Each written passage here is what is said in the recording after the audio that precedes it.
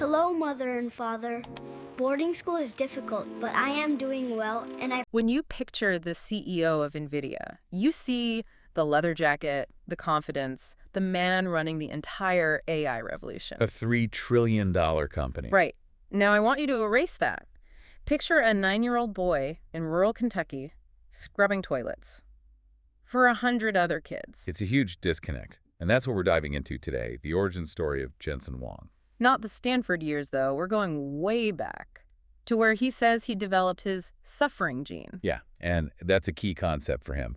He believes you need that pain and suffering to build resilience, because building something like NVIDIA is, in his words, torture. Well, his suffering started incredibly early. We're talking Thailand, early 70s. His dad was a chemical engineer. Things were okay, but the country was unstable. Very unstable. There was a coup.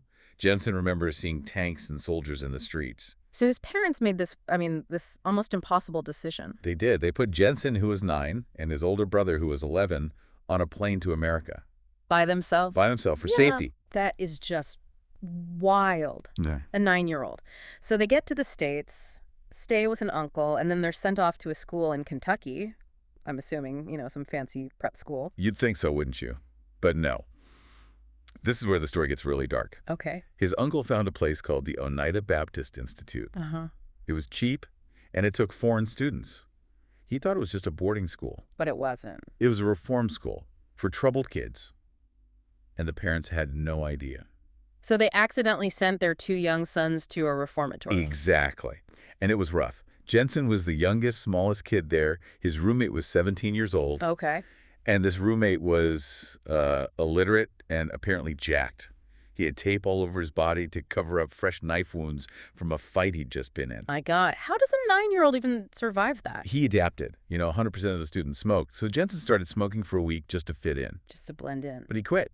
Not for his health, but because his allowance was only $25 a month, and he decided he'd rather buy popsicles. A smart financial decision, at least. And the school had them working, right? This wasn't just classes. Oh, yeah. Hard labor. His older brother worked on a tobacco farm. Jensen's job. Cleaning the dorm bathrooms. The toilet. The toilets. Every day for the entire floor. And he talks about this constantly. He says no job is beneath him because he's literally done the worst one. It's what he calls intellectual honesty. It's amazing how that experience shaped his entire management philosophy. But what did he look forward to? There had to be something. McDonald's.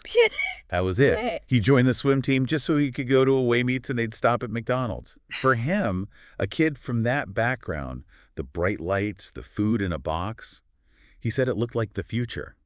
It was his only real glimpse of the American dream. And the whole time, how are they even talking to their parents? This is the 70s. No Zoom, no email? They couldn't afford international phone calls, so yeah. they used audio cassette tape. You kidding? Once a month, they'd record their lives on a tape and mail it to Thailand. Their parents would listen and then record over the same tape to send it back. So you say, I miss you, and you don't hear anything back for 2 months. That was their connection for 2 years. Imagine that. Unbelievable. But the parents did eventually make it over. They did, but that just started a new struggle. They were immigrants in their late 30s with nothing. His mom cleaned houses. His dad looked for engineering jobs in the paper. They were fragile. You can see it in that story he tells about the coffee table. Right, the coffee table incident. They were renting furniture because they couldn't afford to buy any. And Jensen broke it. A cheap particle board table.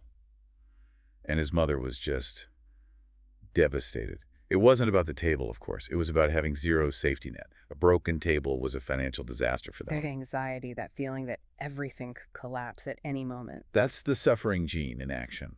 It's the resilience you build when there's no cushion.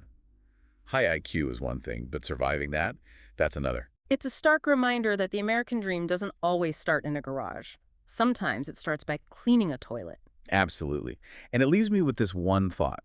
If those old audio tapes from 2 lonely boys in Kentucky still existed somewhere, what would they tell us about the real cost of success? The part a biography could never capture.